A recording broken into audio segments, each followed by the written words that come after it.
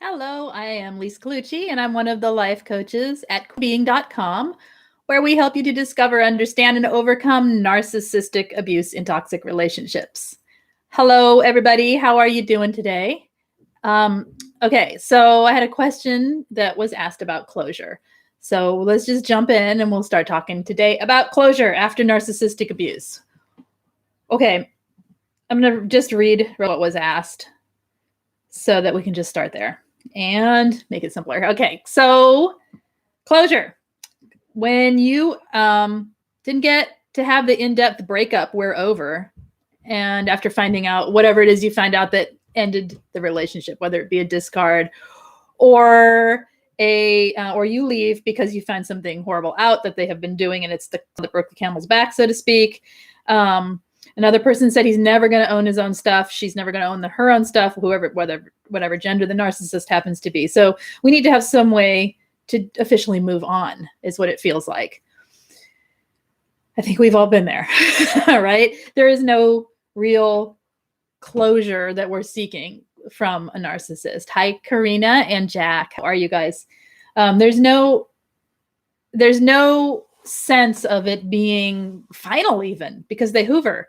There's no sense of completion to ending something. There's none of that discussion that goes on between people. There's not even a real argument. Okay, I could even see where like a real heated argument where you just clearly see two sides of something, that could even lend to closure, right? But there's none of that because there's always gaslighting and projecting, and there's never even there's nothing real in the ending. There was nothing real in the relationship, and there was nothing real in the beginning.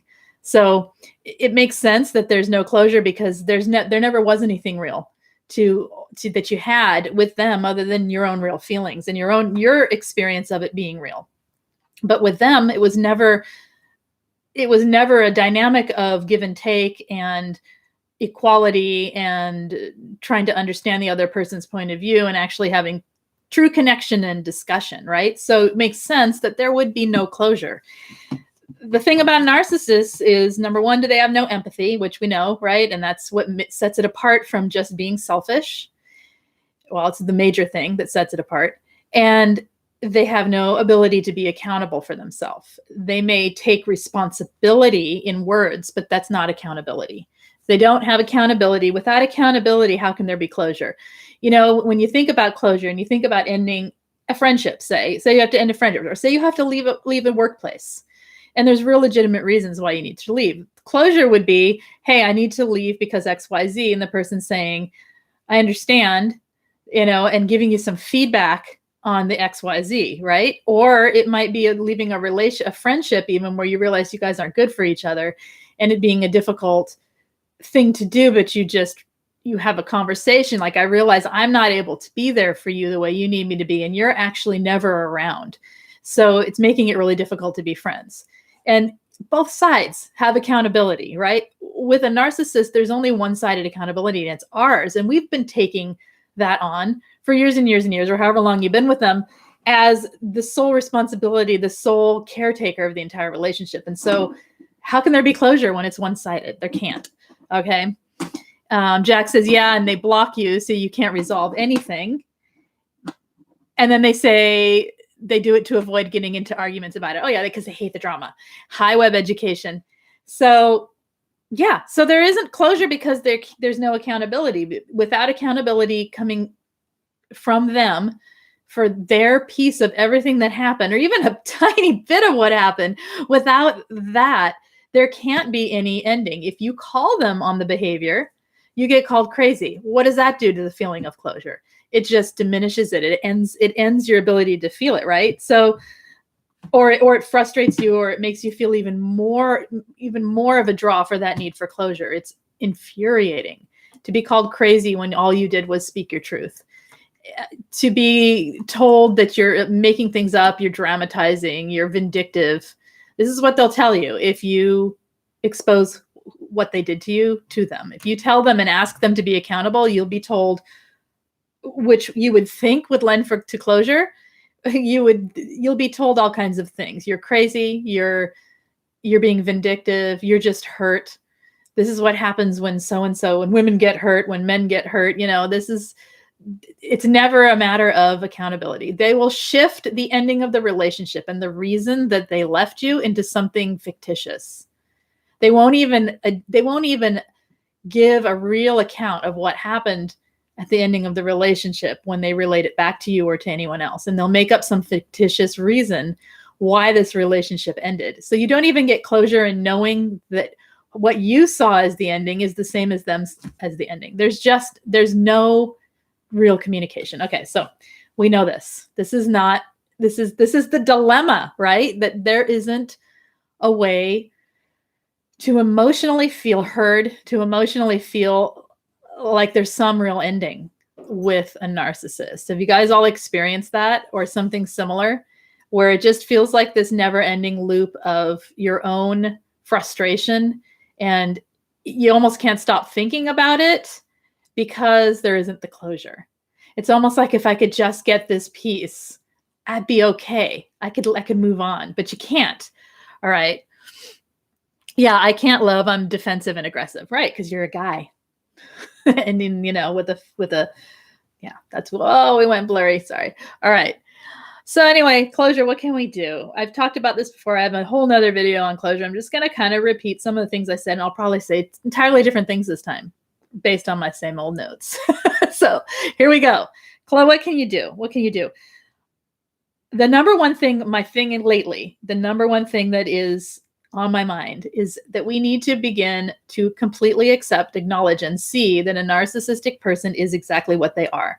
Anyone toxic, treating you toxically, is toxic to you, regardless of what they are to everybody else. And, we want them to be this one thing. We want to be able to label and identify them so that we can move on. We don't even get that because they won't go to a therapist that can diagnose them. They won't go get help. Even if there were help, they wouldn't do it because they're perfectly content the way they are. So there isn't even the closure in knowing that your diagnosis of them and that your belief of what they are is actually fact. All we can do is look at the patterns of behavior, look at the patterns of abuse, and look at the patterns of you, the survivor, and what it creates in you. And we can look at all that and say, yeah, this was toxic, and that person was probably narcissistic, and they're displaying traits of narcissism. We can't actually get the closure of knowing that it's real, but we can know that those behaviors are real, and that what we experienced was real, and that what we felt about it was real, and that we're not making this up, and we're not being vindictive, and we're not out to get anyone. We're just wanting to own our own experience as something that actually happened to us. Right there, you start to get a little piece of closure. Closure's built, okay? It isn't something that you go to the other person for in this case. I almost want to throw the word away and say, let's find a different word. Let's find a different word. How about, I don't even know what. I'll have to come up with something. But because that word implies, based on our understanding of the word, that there's somebody else on the other end helping to close it. This is like self-closure. We have to everything after abuse becomes self-work. We have to learn to, yes, it is a revelation. Part of it is a revelation. It's also acceptance of the revelation. So we have this revelation. We discover it. This is toxic. Something went on here that is not normal. It's not healthy. And we're constantly splintering it off in our mind and justifying. As soon as you stop justifying the behaviors of the narcissist, I don't even care how bad their childhood was. A lot of us have had worse. All right. I don't want to hear it. You don't get to abuse someone. Those patterns of toxic behavior within a loving relationship are absolutely unacceptable. And I don't care what your past is at that point. My empathy goes out the window for you. Because I need to see you for who you are. That's how I think about it. Often we go back into, well, I understand where they're coming from. How about understanding where we're coming from instead? And stop trying to understand where they're coming from empathy. That is where the acceptance comes in. They had a hard life. They had this happen. They had that happen. Sure. And you can empathize with that piece at another time. Right now, it's about seeing that that's still no excuse for treating people the way they do. And the reason is having no empathy on their end means that there's no there's no resolution to this.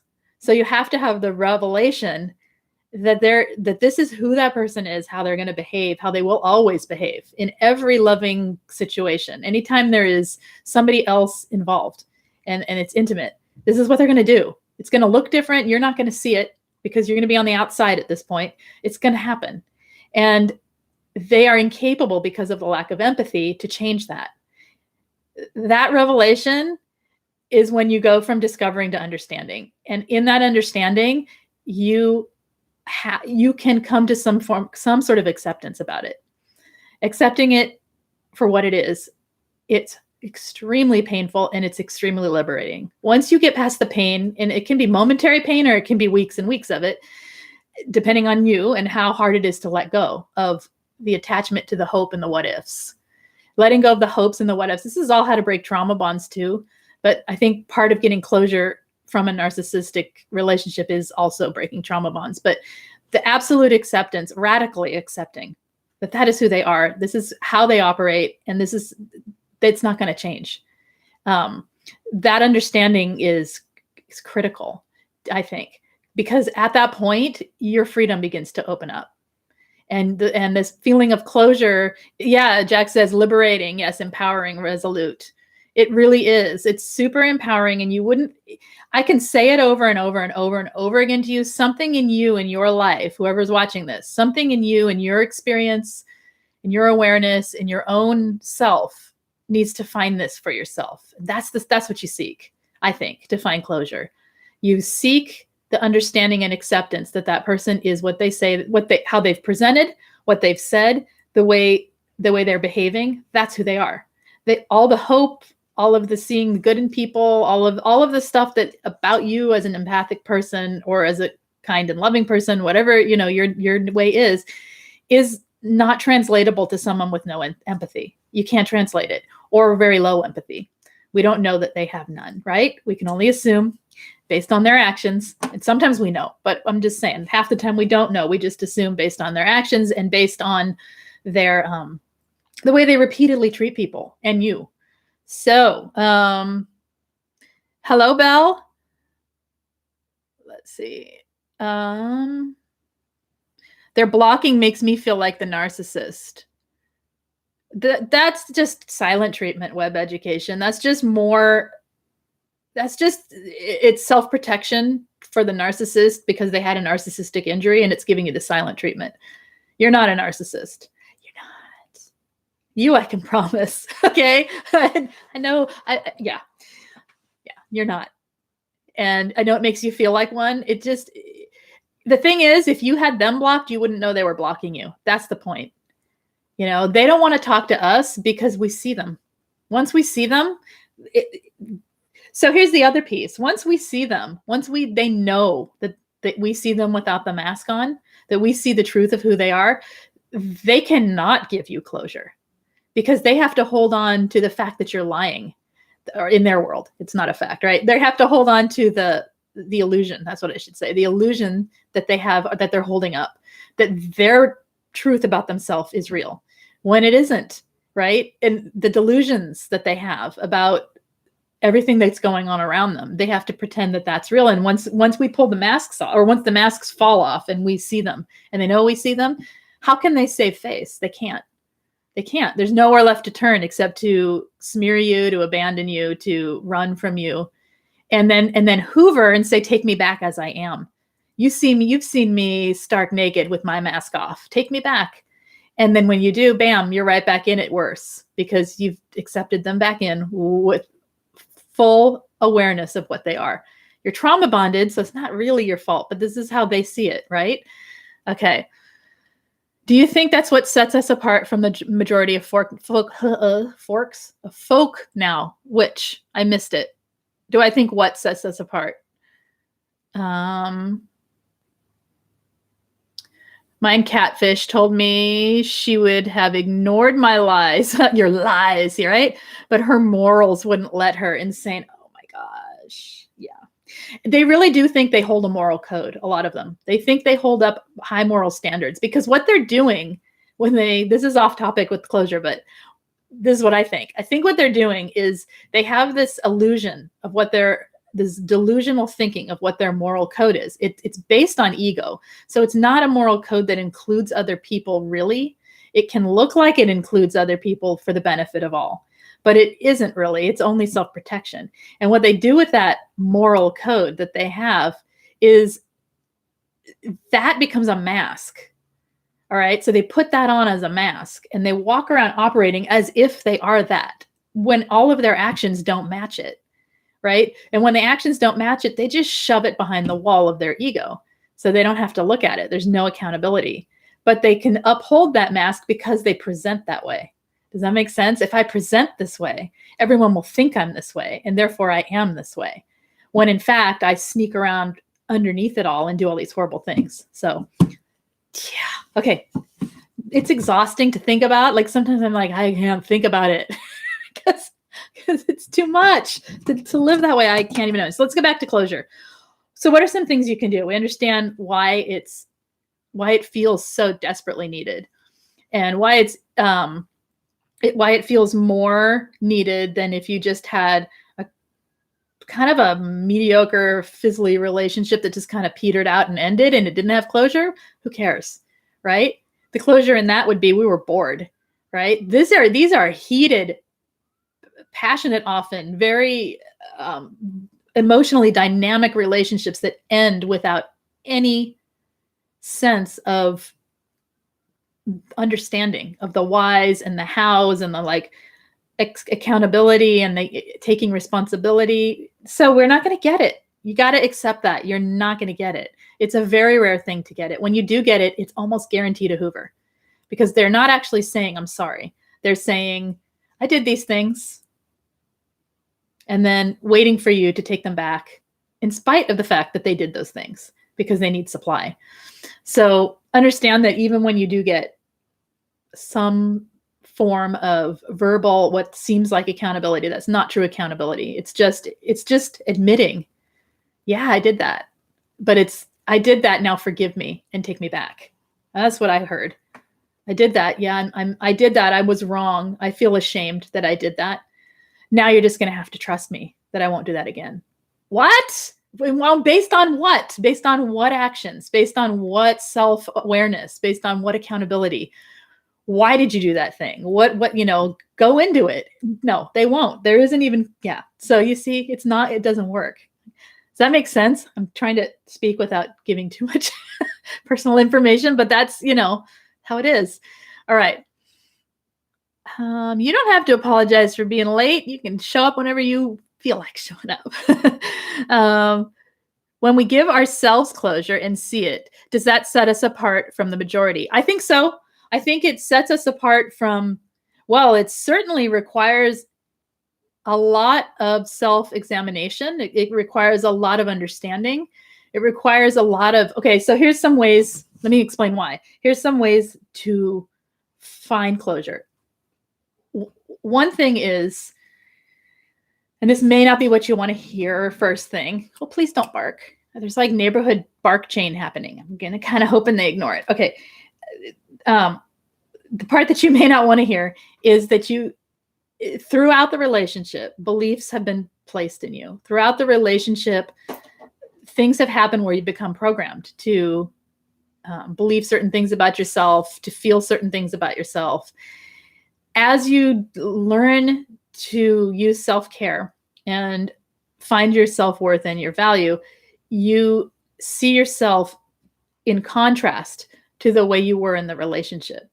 All right. And it's in that contrast that you start to find pieces of yourself again, right? You start to work toward who you want to be and who you really are versus who you are under an oppressive, horrible, emotionally draining relationship. So that's one piece. And then another piece is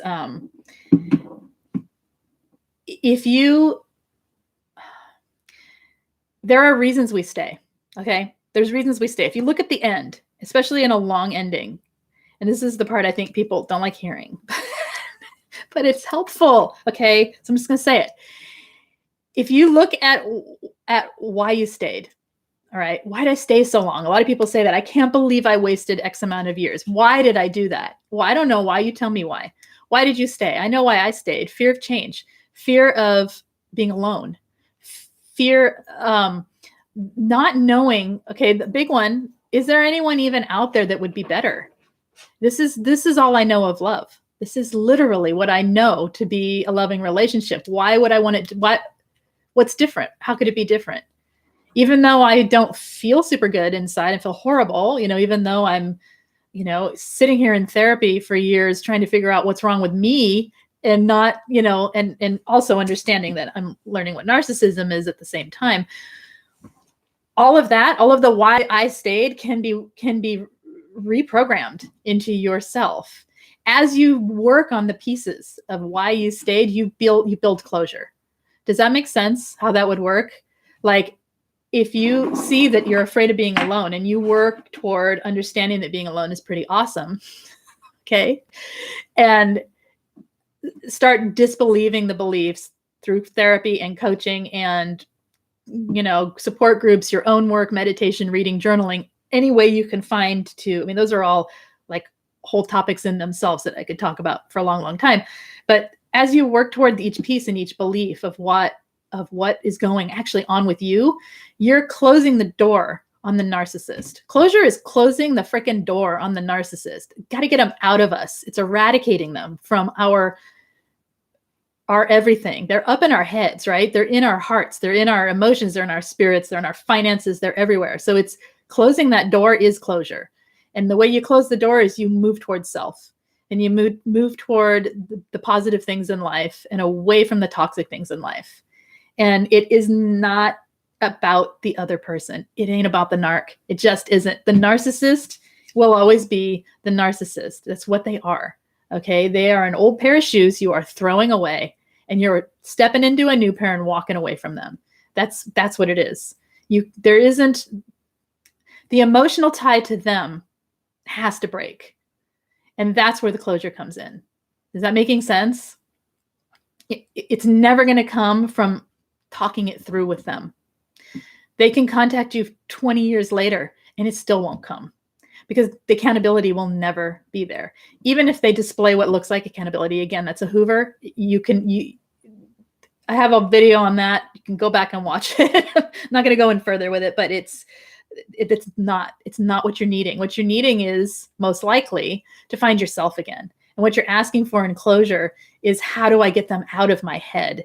Which is really, how do I break the trauma bonds? Okay, so I'm calling it closure, but it's also about breaking trauma bonds and about stepping into your own life again and away from the toxic person and getting them completely out of your thoughts. I'm going to read some of this. Belle says, I'd like to ask a question that's not related to the topic. That's good. Okay, but it hurt me greatly. The narcissist went to my family's home on Sunday. Okay, I'm going to do this and then we'll come back to closure some more. So let's do Belle's question. Cleaning our home because my dad isn't well. Narcissist told my parents a lot of personal info that he had no right to discuss with them. Of course he did. That's triangulation, right? I've always been the black sheep. So that's the dynamic. They listened and felt it felt like a smear campaign. It is. Okay.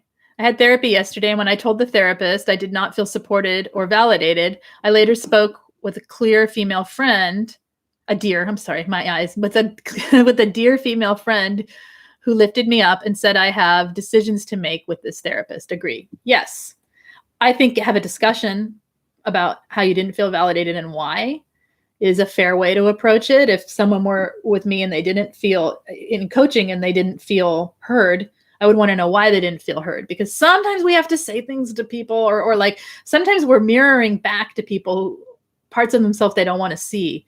And that happens in any time you're really listening to someone. Okay. So sometimes look at it. Let's see if there is something, if there's some, I don't know the situation. So I'm giving you both the benefit of the doubt right now. Okay.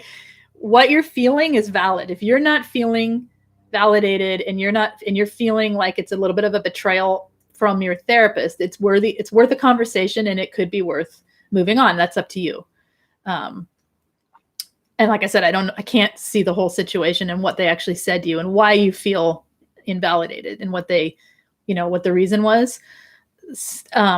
Sometimes it's about helping someone see their piece in it so that they can actually have some power. Does that make sense? And I've had therapists do that to me, and I have felt completely invalidated and unheard. And when I thought about it, I went, oh, wait, they were trying to get me to see where I can step up and step into my own power. Instead of making the whole conversation about what happened, what somebody else did to me. Does that make sense? So it really depends on a therapist, right? And what was said and how you feel about it. And if you were ready for that. So it's totally fair to say, I'm not ready for that. I just need to be heard. And if they can't do that, then they're not there for you, right? So does that help? Does that help? I say, give it a conversation and figure out what you need from it. Unless this is multiple times. If this is multiple times, then enough's enough, right? And I think that it comes down to learning to be a healthy survivor, right? Not to jump to conclusions, but also to hold your boundaries and stick with what you need and give people at least a chance to hear you out, you hear them out, and see what happens. And it's hard because you get to place a boundary now, right? You get to ask for something you need from someone. There you go. Excellent. Okay. And Jack's saying it's really hard when someone can't hear your pain like that. And it is. And like I said, I don't know the situation, so I'm trying to be objective with it and not say, ditch your therapist, because I don't know, maybe they're good. And it was a weird situation that I don't know. Right. And if but you do need to feel heard. And maybe that's something to learn to speak up within the moment too. Hey, I'm not feeling heard here. Okay. And see what happens. We have to give people, we have to communicate and see what happens. And then if it doesn't work, it doesn't work. And that's totally within your right to say, you're not my person. That's okay. Thank you for the relationship we had. Goodbye. And that would be fine.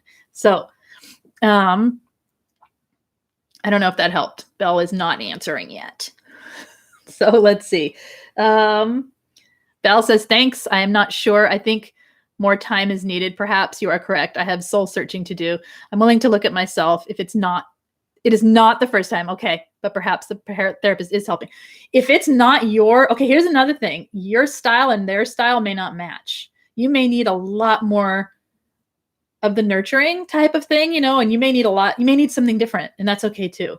So I think just assessing what you need from it. Is this therapeutic relationship useful to me or not? Is it hurting me more than it's helping me? It does hurt to do therapy, right? It's not like you go in and you get to wash your emotions in a big bucket of warm water and then go home feeling good, right? It's triggering. That's why a narcissist won't do it. You have to be accountable to yourself. You have to be accountable to other people. You have to be there for yourself.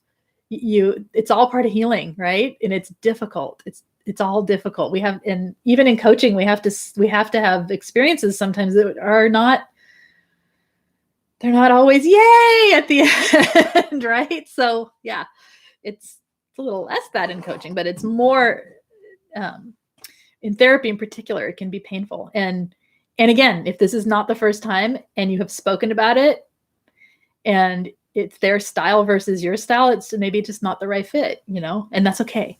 So that's how I would look at it. I would try to look at it from different points. Anyway, enough of that. Okay. So let's go to closure. Back to closure. So what have you guys done? Whoever is in here, if you have found any closure, what's helped? I think the number one thing, like I said, is seeing them for what they are, accepting narcissists for what they are, and realizing that they are not the source of your healing. Your source of your healing is yourself. All right. We are programmed from the trauma bonding. This is what's, trauma bonds is the source of the pain is the source of the resolution of that pain. They create pain, they resolve the pain. They create pain, they resolve the pain over and over and over. So of course we're turning to them for closure. We're turning to them, looking to them to be the place where it finally feels okay. I'm telling you, they give you that. That's another hook into the trauma bond. All right. If it's a good thing in a sense that they don't give us closure, because it gives us a chance to slam the door on them and get them out of our psyche, get them out of our minds, get them out of our hearts, and move on with fully understanding and accepting of what they are. So one thing you can do, you can try that. This is what helped me, is write a letter to yourself. This isn't for them. In that letter, spell it out. Spell it all out. This is how I felt emotionally. This is how I felt spiritually. This is how I felt mentally. These are some of the things that messed me up sexually. This is some of the things that, I felt were highly abusive when it came to the children. These are some of the things, like spell it out to yourself, paragraph by paragraph, exactly what happened in that relationship as best as you can. And it's not for them. This is to see the truth. That letter is like it's a, right between the eyes for yourself to see exactly what that person is, how they were, and who they were. You can do it also in writing, like you do to break trauma bonding, writing out all of the abuses on paper, just bullet points. I feel like doing it in a letter to yourself gives you the sense of allowing the emotions to come in and play a part, allowing your mental capacity, your mind to think about it and actually play a part in, whereas bullet statements, while they're super useful for not having the abuse amnesia hit, right? And for when you start to think it wasn't so bad. This is more more in depth, so that you incorporate other parts of yourself, incorporating your emotions and your mind together to form a letter that is concise and explains it. Like if you were to find it in a time capsule, if you were to like throw it to yourself in the past and you read it, oh my gosh, that's what I'm going to go through. That right there, it allows you to see that narcissist truly is a toxic person, or that toxic person truly isn't good for you, whatever they are, right? It allows you to see then the full nature of the relationship was based on this. It wasn't based on what I thought it was. Okay. Being forced to see the truth is super painful. Okay. Be ready. But it's also the most extremely liberating, and the way to freedom really is to accept it. You have to. All right. Hi, Daniel. Is it Danielle or Daniel? Daniel. Okay. Yes. No way the parasite can heal us. Nope. Must do the work and cut them out of us. Parasitic worms.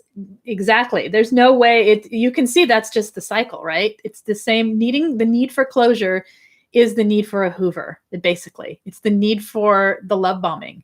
It's the dopamine seeking out the thing that will just like seeking, the hunting piece of the dopamine that makes us go after something. That's what that is. And it's stepping back and giving it to yourself and seeing the truth is what I'm getting at. Okay. I accept him for who he is instead of who I wanted him to be. Excellent. Perfect. And Nikki says, I also forgive him for being who he is not, for what he did to me. He is that way because of a childhood, nothing to do with me. It helped me not take it personally. For some people, super important is that. For other people, they need the anger and to not even bother with the forgiveness. So it really depends on who you are. This is self-discovery. From the moment you leave a narcissist, or even planning to leave, or even thinking about the fact that your life is with one and you want self-care, from that moment when you want to take care of yourself forward, it's about growth, and it's about change, and it's about seeing, what was I going to say? That what it is, how you are and how you operate. And for Nikki, forgiveness was important. For me, nope, don't need it. Or I don't need it. What I need to forgive is myself for having so many of these cycles in my life, and not taking the time when I was a certain age to learn what I needed to learn. You know what I mean? Like I had things offered, just didn't take it. And that's what I need to forgive. And then for other people, it's seeing them for who they are, realizing why they're that way, and forgiving them because they can't be any differently. Totally depends. But that's you discovering how you operate. And that's what's good about this, right? All right. This is what I'm trying to say is we find how this horrible experience and this toxic person and being the exposure to all of it can now become something we can use for positivity and growth. That's what I'm trying to say. And through that positivity and growth, that door slams and you become yourself again. And that's where the closure is. Nikki says, yes, thank you. Therapy is difficult times. Perhaps I need to look more closely at myself. Not many choices in my area for therapists. I believe we can work together, but when could use more nurture. Tell them that. Tell them what you need. Just tell your therapist what you need. See what happens. And that's my suggestion. That's what I do. And if they can't meet it, then at least they have the right to say, you know what, I don't work that way. How maybe you need to nurture yourself more. You know what I mean? Maybe they can help you in that. That's what it's for. It's for self-discovery, right? Therapy is for self-discovery and for healing. So this is your journey with your therapist, not anybody else's, right? Jack says, I needed the anger and that I was a better person, not the person she and her entourage painted me as. My thoughts were, we had choices. I had to choose to be decent. She did not. Yeah. You started reading A Call to Mercy. Oh, St. Teresa of Calcutta. Yes. Mother Teresa. Yes. It's a good book, right? I didn't know this, but she suffered from terrible depression throughout her life. She used helping others to help her own pain. Powerful. Oh my God, she makes me cry. Yes, I had that told to me. When I was going through something rough and still helping other people. Not that I'm a saint, you know what I mean? But that I can use that example to allow the beauty of helping to also be part of the story, even though there was this horrible stuff, right, that I was going through. So it's that. She's not doing it to become a saint, right? That's just how she operated, right? To use that pain to help others. It is super powerful. Anyway, back to this. So some other ways to get some closure, excuse me. Okay. Are to remove any physical reminders of the narcissist around you. Let's just go through like how to break trauma bonds, how to get closure. Get rid of those photographs. Get rid of them. I don't care. Get rid of them. Get rid of them. Get them off your phone. In the very least, put them in a file on your computer and lock it away. Put them in a box if they're physical and put it away. All in one place. One thing, grab it, throw it away someday if you can. Okay. Sometimes we can't. Sometimes we can. It's okay. Don't have them in your presence. Don't have them in your face. Don't have them on your phone because we scroll through our phones looking for old all the time, right? Don't have them anywhere. If they pop up on your Facebook, hit the little X button. I don't want to see this the second you see it. Just get rid of it. Don't have the reminders around you. Gifts, get rid of them. Pack them away. You know, things like that. Redecorate your house if they lived with you and do things to make your space your own. Create a life for yourself. This is how we get closure, okay? I like that. Web Education says, if it were not for my ex, I would not be here right now learning about who I am as a person. That's right. That's right. Not that we need to send them a thank you letter. What we're doing is we're taking the pain that we have and we're actually becoming more emotionally intelligent people because of it. And what that does is it benefits anyone's life that we touch later from this point on, okay? In our own life. This isn't entirely a selfish endeavor though, because we are often people who do give and serve to other people. And so, and a lot of us would like something real in our life someday. So it gets you toward that. It's worth it. It's worth it to let go of these narcissists. It's really difficult, but it's worth it. Okay. What else can we do? Getting rid of reminders that are physical, rearrange your room, have a letting go ritual. All right.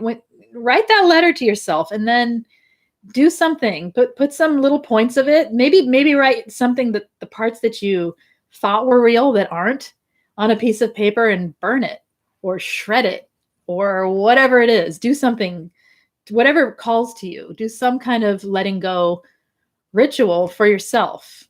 A lot of people do all kinds of different things. That can be kind of a fun thing to ask about in a support group. What did you do to let go? Any ritual ideas? Any ideas for creating a ceremony for yourself or something to give it a point of reference of this is the point I'm letting go from. You know, it doesn't mean it goes away as soon as the paper burns. It just means that you're marking a point in time and you're doing something physical to let go of this. Okay. Start setting some personal goals for yourself. Start finding how you would like your life to go and set some personal goals that moves you away from thoughts of the narcissist toward thoughts of your own life. Okay. And that is, again, it's the slamming of the door that creates the closure, not the coming together with the narcissist and having a heartfelt conversation. That ain't gonna happen. And if it does, it's a lie. Okay. It's just more of the same. And it also reinforces trauma bonds. So we don't want that. Okay. Learning to resolve your own feelings. This is a good one, and it's difficult. It's kind of what Belle and I were just talking about, where when you have a need to be validated and heard, when you have an experience like that, you were smeared to your own family. You were triangulated by a narcissist with your toxic parents. Is that right? Or at least an upbringing that wasn't supportive of you. And you feel like the black sheep, you already feel odd man out within your own family, and he stepped in, triangulated them. He used the situation to create more pain for you. Totally horrible. It's totally horrible. What do you need? So that's what I would ask, the same thing for finding closure. You were left. You're the one there picking up the pieces. You're left picking up the pieces. They move on. They've already moved. In fact, they've been seeking supply before they left. If they're leaving you, they were ready. They had all systems go. Mine hit the button on the dating app as he was texting me that he's done. Like seriously, within the same moment. And I watched it happen on purpose. That's what gave me closure. Oh, that's who he is. Look at that. Bam. Here comes one text, shoom, there goes the little green light. The man is on. Supply seeking, on the hunt, predatory, right? See them for what they are, and that's it. I couldn't turn back at that point, right? It's finding things that help you not turn back, right? But you're left picking up the pieces. You're alone, and you're left picking up the pieces. What do you need? What is it that you need? Figure it out. Figure out what it is you need and start giving it to yourself. Find ways to nurture yourself and take care of yourself. Sometimes it involves friends. Sometimes it's completely alone. And that's figuring out how to do that for yourself. It's like reparenting, it's nurturing. So it takes time. But this is the things we learn. This is why we come out so strong. And this is why we come out such amazing with such amazing capacity to help other people, right? It truly is, because we learn how to do this. Okay. What Belle says, writing a book. Okay. Yes, Lisa, I have always been the black sheep. My parents even gave me a furry little furry little Christmas tree ornament of a black sheep. How funny, right? How about a goat too? So you can be the black sheep and the scapegoat. That'd be funny. They could chase us all over the tree. Okay. It's like the family joke at my expense. I'm so sorry. You are so much more than that. The little people have to put big shining lights in tiny little boxes and with narrow viewpoints of who that shiny light is, so that they don't feel so inferior to you. Okay. It's their inability to be kind and good people that creates that. And it's not about you. And I don't know what would help nurture you, but that's what I got for you. Okay. Lise, my breaking point was when she threatened the police on me. And you saw exactly the length she'll go to prove her point of being right? To prove her stance of her delusion. Yep. You see it and you see it finally, and it's over. Okay. All right. So let me think of some other things here. Okay. I think that's all I have right now for closure. I think I'm making the point enough that it's about us. It's not about the narcissist. It's not about gaining anything back from the narcissist. We don't need them. We don't need them for closure. Let's put it that way. In fact, they destroy the ability to have it. If you have a narcissist trying to work it out with you, sit in therapy with you, talk it through, you're not getting closure. You're getting more trauma bonds. You're getting more confusion, and you're getting mixed up in their delusional world. And you're using your empathy to sabotage yourself, because that empathy that you're pouring into the relationship really needs to go towards self at this point, to get out of it and step away from the toxic person. Okay. Does that make sense? Because if you're say that they would talk to you, say a narcissist would be like, okay, let's have a conversation. Oh, I totally hear you. I hear what you're saying, that I do that. That's really not right. I wonder why I do that. And they're like going into it's all, the only reason that they would do that was the supply that would come after. It isn't because they can't accept it. All right. So you find yourself, you find your own way, and it honestly is a better closure than if they would talk to you. I'm rambling in circles, talking about the same thing. Okay. Anybody have any other questions or anything that they want to talk about today before we end shortly? Belle says, Lise, you just gave me the gift of my first tears in my eyes and a belly laugh in a long time. Thank you. You're welcome. They have to go together, the tears and the laughter, in my world at least, because otherwise we go under, right? Yeah. Find the laughter. Let people care for you, Belle. I mean, really, all of us. This is the other, here's another piece of closure. Let people who care for you care. Let it in. All right. So what if they aren't there tomorrow? They're letting it in right now. So what if they're not in your life all the time? They're letting it in right now and they're hearing you. So finding people, another way to find closure is to find people to express what you're feeling to that will hear you and seek the validation.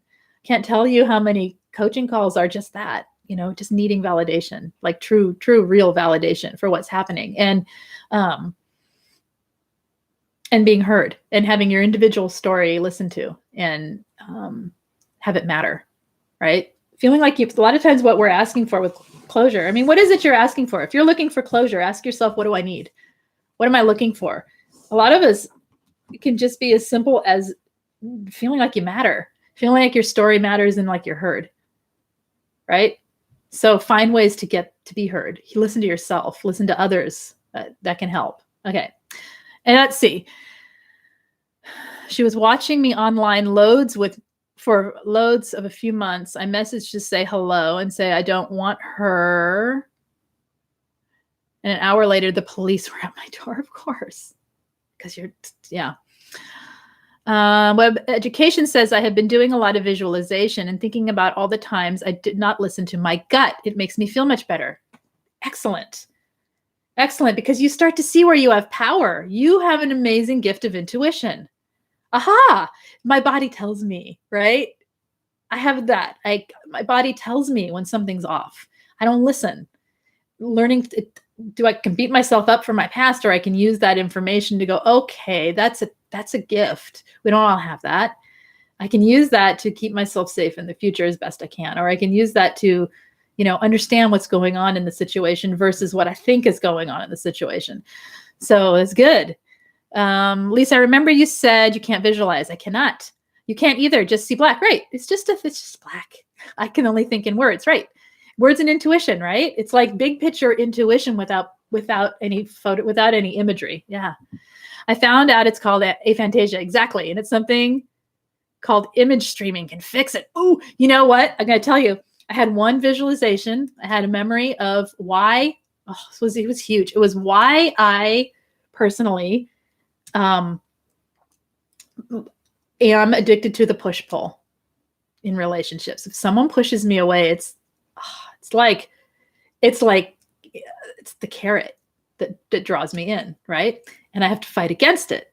So I'm thinking, why? Because I know better. I know all this stuff. What is that? Why is that still even there? Like, what is that belief? And I had a visualization of the moment that it hit me, like an actual visualization. I almost threw up. It was so powerful. So I don't know that I want to fix it. maybe if I do it slowly with this image streaming, I'll try it. I'll try it and see. Let's both try it and report back. Okay, Nikki Ann, you've been practicing 2 days and I can already see spots in the lines. Ooh. Okay. It helps your right and left brain communicate. Oh, oh, what the world could open up if one could visualize when one could not before, right? Because we already have a heightened intuition that comes in the form of, I don't know about for you, but it's like being able to, just like ideas come in, like an intuition versus having to picture it. Okay, that'll be fun. All right. Okay. Knowing that I can trust my gut feelings was eye-opener. Excellent. Right. Excellent. Okay. Belle says, we have so much beauty around us. We must focus on the beauty that is there. Perhaps that sunset or sound of rain on the roof tonight. Yes, we do. Okay. I like when you guys are sweet to each other. You're sorry I don't have that. I'm not. I've never cared until recently. And I went, wait a minute. People actually can visualize, like for real? There's pictures? What? Yeah, there is something else very strong, and I don't know how to describe it, but I'm curious to try this and see what happens. You're extremely intuitive as well. Yeah, I'm excited to see what opens up once I can see too. Ooh, brilliant. I'm going to look that up. Thank you. Thank you. I'll look it up and try it out. I'll report back too. You let me know. You let me know. All right, you guys. Anything else before we end today that you would like to talk about? Anything that you would like talked about for future live streams? Anything at all? Just let me know. You can always put them in the comments of any video. I read those often. Or here if you're here right now. Let's see. I guess that's it. Okay, guys.